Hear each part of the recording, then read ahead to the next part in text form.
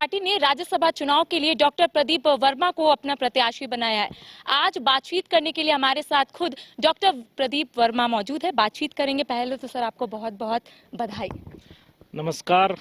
और आपके चैनल के माध्यम से आप सभी लोगों को मैं धन्यवाद देता हूं, आभार व्यक्त करता हूं और राज्य की जनता के प्रति मैं अपनी कृतज्ञता व्यक्त करता हूं। एक साधारण सा पहले सवाल रहेगा मेरा कि आपकी प्राथमिकता क्या होगी? देखिए, मुझ जैसे साधारण कार्यकर्ता को जिस प्रकार से भारतीय जनता पार्टी, आदरणीय प्रधानमंत्री नरेंद्र भाई मोदी, राष्ट्रीय अध्यक्ष जेपी नड्डा जी, अमित शाह जी और हमारे प्रदेश अध्यक्ष बाबूलाल जी, संगठन महामंत्री जी, सब लोगों ने विश्वास दिखाया, मुझे ये दायित्व संभालने के लायक समझा, पार्टी का मैं उम्मीदवार बना, ये अपने आप में एक बड़ा जिम्मेवारी का एहसास कराता है। राज्य की जनता की आवाज़ बन सकूं, ये भाव लेकर के आगे कार्य करने का प्रयास मैं करूंगा। कई लोग रेस में थे, कई लोगों का नाम जो है सामने आ रहा था। क्या आपको थोड़ा सा भी लगा कि आपका नाम जो है वो शायद बहुत आगे है, इसलिए आप यहाँ पर है आज? नहीं, वास्तव में ये बाहर से देखने से थोड़ा रेस जैसा लगता है, लेकिन वास्तव में ऐसा होता नहीं है। भारतीय जनता पार्टी की एक कार्यपद्धति है, उस कार्यपद्धति के हिसाब से उम्मीदवारों का चयन होता है, चाहे लोकसभा हो, राज्यसभा हो, विधानसभा हो। एक बड़ी वैज्ञानिक कार्यपद्धति है, कई स्तर पे लोगों से राय ली जाती है, हमारे प्रदेश नेतृत्व की इच्छा होती है, कार्यकर्ताओं की परख की जाती है, ऐसे कई स्तर पे चीज़ें चलती हैं और फिर किसी एक कार्यकर्ता को जिम्मेवारी मिलती है। और इसका ये भी मतलब नहीं होता कि वो बड़ा योग्य है, वो योग्य नहीं है। एक एक करके सभी कार्यकर्ताओं को आगे बढ़ाने की एक बड़ी वैज्ञानिक कार्यपद्धति, मैं पुनः दोहरा रहा हूँ, भारतीय जनता पार्टी के अंदर है। और हम तो कार्यकर्ता पार्टी को अपनी माँ की तरह मानते हैं और माँ अपने सभी बच्चों को बराबर अवसर देती है, समय समय पे सबको अवसर मिलता है। तो पार्टी एक बड़े साइंटिफिक तरीके से ये चीज़ों पे निर्णय लेती है। बाहर से देखने से वो रेस जैसा जरूर लगता है, लेकिन वास्तव में कोई रेस जैसी कोई चीज़ होती नहीं है। आपने एक बड़ी बात कही कि आप एक कार्यकर्ता थे और आपको इतनी बड़ी जिम्मेदारी मिली है, तो आपके मन में भी कई सवाल उठ रहे होंगे कि आखिर कैसे आगे बढ़ना है। क्या कुछ रोड मैप आपने बनाया है, किस तरीके से आगे बढ़ेंगे और राज्य का भी मुद्दा जो है वो वहां पर उठाएंगे? क्या ऐसा कुछ रोड मैप आपने बनाया है अब तक? देखिए, मैं भारतीय जनता पार्टी को व्यक्तित्व निर्माण का एक विश्वविद्यालय मानता हूं। भारतीय जनता पार्टी में कार्य करते हुए कार्यकर्ताओं के व्यक्तित्व का निर्माण करना, ये भारतीय जनता पार्टी के कार्यपद्धति का एक बड़ा विलक्षण हम कहेंगे खूबी है, खासियत है। और भारतीय जनता पार्टी के संगठन में कार्य करते करते कार्यकर्ता हर प्रकार का दायित्व का निर्वहन करने के लिए तैयार हो जाता है। हमारी कार्यपद्धति, हमारे नेताओं का मार्गदर्शन और जो राष्ट्र को सर्वप्रथम रख करके कार्य करने का एक भाव कार्यकर्ताओं में पैदा किया जाता है, वो हर प्रकार से हमें तैयार कर देता है। और राष्ट्र को जब हम सर्वप्रथम मानते हैं, राष्ट्र सेवा को सर्वप्रथम मानते हैं, भारत माता की जय के लिए काम करते हैं और भारत माता की जय जब बोलते हैं तो एक चीज तय हो जाता है कि हम सबकी माता भारत माता और हम आपस में भाई बहन की तरह पूरे देश की जनता हमारे लिए हो जाती है। तो सबके परोपकार का भाव लेकर के भारतीय जनता पार्टी में कार्य करते हैं। तो ये कोई चुनौती जैसा कभी फीलिंग नहीं होता। हम एक दूसरे के लिए कार्य करने वाले, एक भातृवत भाव से कार्य करने वाले कार्यकर्ता और अपनी माँ को, भारत माता को विश्व के सर्वश्रेष्ठ आसन पे बैठाने का एक प्रतिज्ञा लेके कार्य करते हैं। तो कोई भी काम बहुत कठिन नहीं लगता यहाँ। अच्छा, 1992 से आपने सक्रिय राजनीति की शुरुआत की, संघर्ष काफी बड़ा होगा। क्या आपको कोई ऐसा पल याद होगा जब संघर्ष आप कर रहे होंगे, आपको थोड़ा ऐसा लग रहा होगा कि मुझे और आगे बढ़नी चाहिए? अब 2024 आ गया है और कहीं ना कहीं आप सांसद के तौर पर अब लोगों के सामने जाएंगे, तो आप पूरे अखिल भारतीय स्तर पे भी देखेंगे तो कभी भारतीय जनता पार्टी के कार्यकर्ताओं में ये भाव आपको नजर नहीं आएगा कि हमको ये मिलना चाहिए, हमको वो मिलना चाहिए, हमको कोई दायित्व मिल जाए, बहुत बड़ी कुछ हमारे साथ हो जाए।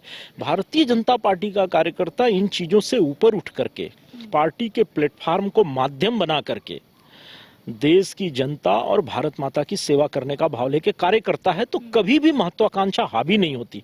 हम कार्यकर्ताओं को ये सिखाया जाता है कि हमारी महत्वाकांक्षा वहीं तक है जितनी वो संगठन की योजना में है, और संगठन की योजना से चीजें यहाँ तय होती है। इसलिए कभी फ्रस्ट्रेशन मैंने फील नहीं किया। मैं तो 92 से काम कर सकता, इसी नाम को मंडल का कार्यकर्ता था मैं। वहां से कार्य करते करते कई दायित्वों का निर्वहन करते करते प्रदेश के महासचिव का दायित्व का निर्वहन किया।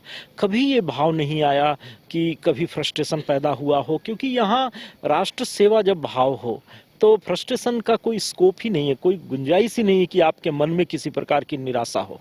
आगे किस तरीके से लेकर जाएगा? देखिए, राज्य में कई ऐसे ज्वलंत मुद्दे हैं जिसको लेकर भारतीय जनता पार्टी हमेशा से अपनी बात को रखती है। किस तरीके से दिल्ली तक इसको अपनी बात को रखिएगा, किस तरीके से संसद तक अपनी बात को पहुंचवाइएगा कि राज्य में कई ऐसे मुद्दे हैं जिसको ठीक होना अभी बाकी है? देखिए, देश की सबसे बड़ी पंचायत का सदस्य बनने के बाद जो प्राथमिकताएं होंगी कि अपने राज्य की जनता की वहां आवाज बन सके, राज्य के लिए ऐसी नीतियां बने, देश के लिए ऐसी नीतियां बने जो दूरगामी परिणाम देने वाली हों। आज़ादी के बाद से कई कारण रहे जिसके कारण जिस रफ्तार से देश को आगे बढ़ना चाहिए था वो रफ्तार हम पकड़ नहीं पाए थे। लेकिन विगत 10 वर्षों में आदरणीय प्रधानमंत्री जी के नेतृत्व में देश ने सही दिशा पकड़ ली है। देश आत्मनिर्भर हो रहा है। देश में पूरी पारदर्शिता से गरीब कल्याण की योजना चल रही है। बहुत बड़ी संख्या में लोग गरीबी रेखा से ऊपर उठ रहे हैं। पूरे देश की धमक आज विश्व में बनी है। तो देश सही रास्ते पे चल रहा है, उसी रास्ते पे हम आगे चलें, ये भाव लेकर के हम कार्यकर्ता वहाँ खड़े होंगे। देखिए, बीजेपी ने आपके नाम पर तो दाव जरूर खेल लिया है, लेकिन एक और नाम जो है लगातार सामने आ रहा था कि मुंबई के एक बिजनेसमैन है हरिहर महापात्रा, शायद वो भी सामने आ सकते हैं, शायद वो भी चुनावी मैदान में आ सकते हैं। तो क्या आपने इसके बारे में सुना था कि एक मुंबई के बिजनेसमैन है जिन्होंने नामांकन पत्र जो है वो खरीद लिया है? देखिए, राज्य में जो विधानसभा है उसके जो आंकड़े हैं वो बड़ा स्पष्ट है कि 2 सांसद ही यहाँ से चुने जाएंगे काउंसिल ऑफ स्टेट में। और जो आंकड़े हैं वर्तमान में भारतीय जनता पार्टी और एनडीए के पास जो आंकड़े हैं वो एक का चयन करवा पाएगी, और जो शासक दल है उसके पास तो इससे ज़्यादा का आंकड़ा नहीं है। तो हम समझते हैं कि इसका कोई स्कोप है नहीं। लेकिन राज्य क्रॉस वोटिंग के नाम से भी जाना जाता है। नहीं, देखिए, वो जमाना अलग था जब क्रॉस वोटिंग करना और वो सब चीजें चलती थी। अब ये नरेंद्र भाई मोदी का भारत है। यहाँ भ्रष्टाचार की कोई गुंजाइश नहीं है। यहाँ कोई आदमी क्रॉस वोटिंग करवा ले तो जेल के शिक्षों के पीछे जाना तय है। ये अलग अलग भारत है। इस भारत में ये सब क्रॉस वोटिंग वगैरह ये सब इतिहास की चीजें हैं। अच्छा, राज्य में लोकसभा चुनाव भी होने हैं। 11 लोकसभा क्षेत्रों में भारतीय जनता पार्टी ने उम्मीदवार की जरूर घोषणा कर दी है। 3 अभी तक बचा हुआ है, एक गिरिडीह, धनबाद और चतरा। तो क्या लगता है देरी क्यों हो रही है? देखिए, भारतीय जनता पार्टी में मैंने बताया ना, हमेशा उम्मीदवारों के चयन की एक बड़ी साइंटिफिक प्रक्रिया है। हम कई स्तर पे चीज़ों को परख करके तब निर्णय लेते हैं। तो जहाँ पर वो प्रक्रिया पूरी हो गई थी वहाँ की हमने सीटें घोषित कर दी। आपने देखिए, पहले ही चरण में हमने 195 लोकसभाओं पे सीटें की। यहाँ भी 14 में से हम 13 पे लड़ते हैं। एक पर हमारा एलआई लड़ता है, 13 पे हम लड़ते हैं, और 13 में से हमने 11 कर दी। तो हमने ऑलमोस्ट 90% सीटें घोषित कर दी हैं। बाकी भी 1-2 दिन में हो जाएंगी।